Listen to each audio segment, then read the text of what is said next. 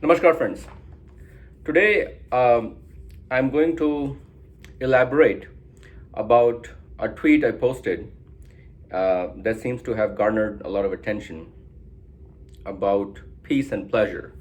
Um, the the quotation went as chase peace and God finds you, chase pleasure and devil finds you.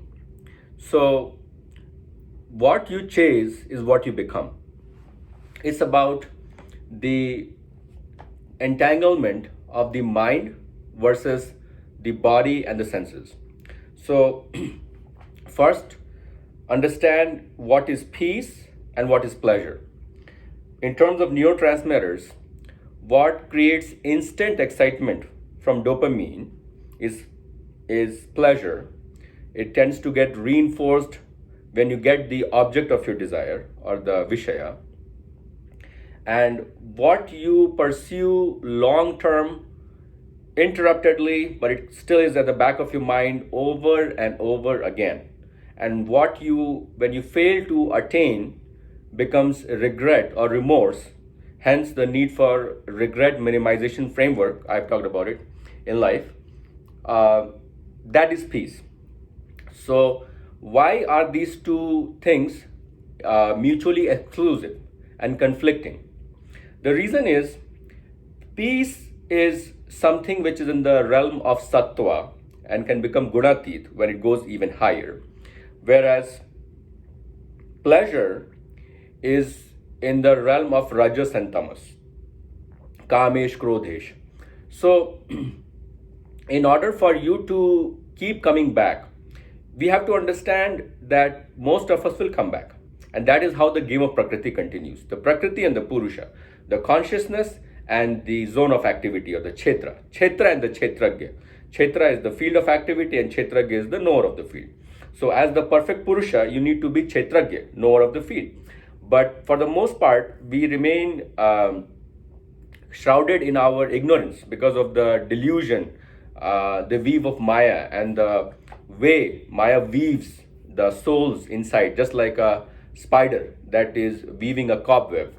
Now, it is very important to understand that is our goal to remain in this cobweb and to be controlled by these extraneous factors, or is it about taking matter in our own hands and controlling our destiny? When you want to control your own destiny, then you are becoming mind over body. Otherwise, you are always body over mind, senses over mind. So the kshetra or the field wants you to focus on your senses and the body. Because when you act for the pleasure of your senses and the body, the comfort, convenience, the pleasure of the five senses in terms of food, in terms of the kind of music, the kind of sights we see, the kind of touch we want to feel, the kind of activities we want to engage in, which will have short-term gratification and hence the reinforcement, because it is very reinforcement related. Then we are chasing pleasure. And when you chase pleasure, unequivocally, you create accumulation of sakam karma. Sakam karma, when will acted, will create this accumulation of karmas called the sanchiv, or the unburned repository reserve karma that is being contained in your quiver box to be hurled at you one at a time as prarabdha. So you don't want to have a lot of baggage going forward, and you want to burn the baggage that is already there. So when you are attaining your previous samskaras, when you're attending to your previous samskaras, it is very important that you choose the path of sattva and the peace. So we have to understand that if we are going to create new desires, नए शौक पालेंगे तो फिर प्रताड़ित होंगे, because then we are submitting ourselves as a slave to the karma, and you want to be the swami of the karma. So when you are attaining to the peace mode, in the mode of sattva, when you are thinking about what is the most important thing that I should do to not feel guilty, to not have remorse, regret, or even resentment, then you are chasing peace. And you know it is peace because it keeps coming back to you time and again. You don't need explanations, you don't need guidance, you don't need consensus. It is your case dependent situation in which you have to solve that problem in your life to be able to move forward in your spiritual pathway. Otherwise it will keep you back and you will keep getting bahushaka heyantash buddha vyavasai nam. You will get multifaceted, multi-branched in your desire pool, and hence you will lose focus and hence you will fail. So very important to understand that shun the senses, shun the body, because they are always going to make you do stuff which will lead to sakam karma, and most of the cases it will lead to papa. When Arjun asks Krishna, Ath ken prayuktoyam papam charti purusha anichannape vajne balade niyojit, Krishna, why does people commit papa, sin? And the answer Krishna gives is Kam esh krodh esh rajo gun samudbhava mahashano mahapapma vedyanam hi varinam dhume na vriyate vanyartha dasho malincha yathor bina vito garbhastha dendamavatam. The kama and krodha, because when you want what you want and you get it, then also it doesn't satiate, it will lighten up the fire more, the fire of anger. When you get it, you still are angry. When you don't get it, you are obviously frustrated. So there is no exit pathway. It is a positive reinforcement network where at the end you will get addicted, and because the stimulus is not good enough, you will die. Just like an opioid addiction patient, alcohol addiction patient, most of the times they can overdose and die. So kamesh, krodesh, rajo gun samudbhava. Now rajas gun is required for running the network of prakriti.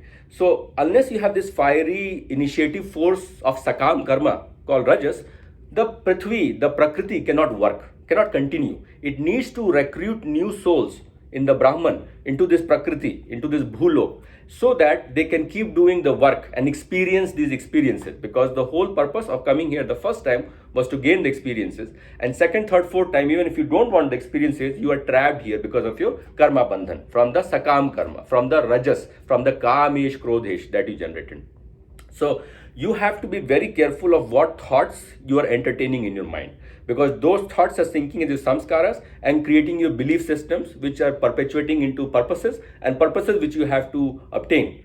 And hence you want to be in the realm of the nishkam karma and the higher goals of life, because all the time you have to think, if this was the last day of my life, how would I live it? Which are the people I want to be with, which are the activities I want to do, which are the mantra, bhakti or dhyana that I want to do before I die. So treat it as your last day, treat it as your second life, the life after you have died. Now, the idea of mind over matter, psyche over soma, means that you have to be very selective of the thoughts you entertain in your mind. And dhyana or meditation, contemplation liquidates vasanas, as it is said by Swami Chidananda, Chinmayananda. It means that if you don't let the mind be controlled by your Atman, if you don't let it be controlled by the higher forces of bhakti, then it will run astray. And when it runs astray, it will cause more sakam karma accumulation, and hence you are trapped.